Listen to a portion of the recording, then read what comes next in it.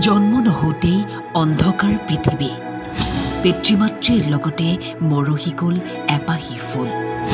দুমাহ আছিল সন্তানক হেঁপাহ পলুৱাই চোৱাৰ, কিন্তু নিয়তিয়ে ৰচি থৈছিল কৰুণ কাহিনী। বৈভৱ পটেল আৰু জিনাল গোস্বামী আৰু নাই। কেইটামান ছেকেণ্ডৰ ভিতৰতেই সকলো শেষ হৈ গ'ল। পৃথিৱীৰ পোহৰ দেখাৰ আগতেই মৃত্যুক সাৱটিলে দেৱশিশুটিয়েও।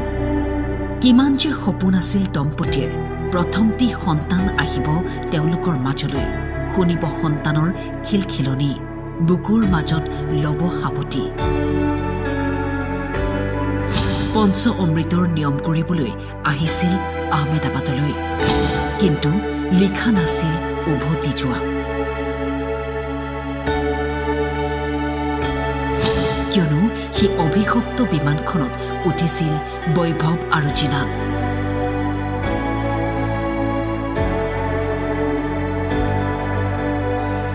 যিখন বিমানে মৃত্যুদূত হৈ কাঢ়ি নিলে 241 গৰাকী যাত্ৰীৰ জীৱন।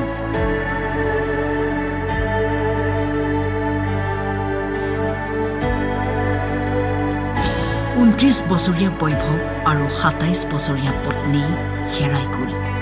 লণ্ডনত চাকৰি কৰি থকা বৈভৱে বন্ধুক ফোন কৰি কৈছিল, আহি আছো বন্ধু, কিন্তু বন্ধু নহয়। বন্ধুৰ মৃত্যুৰ খবৰহে পালে তেওঁলোকে। পিতৃ, মাতৃ আৰু আহিবলগীয়া সন্তানক এই অভিশপ্ত বিমানখনে কাঢ়ি লৈ গ'ল।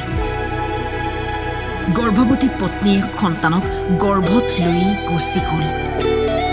ইয়াতকৈ আৰু কৰুণ কি হ'ব পাৰে? কত পৰিয়ালৰ হাঁহি, আনন্দ, সুখ কাঢ়ি নিলে এই বিমানখনে।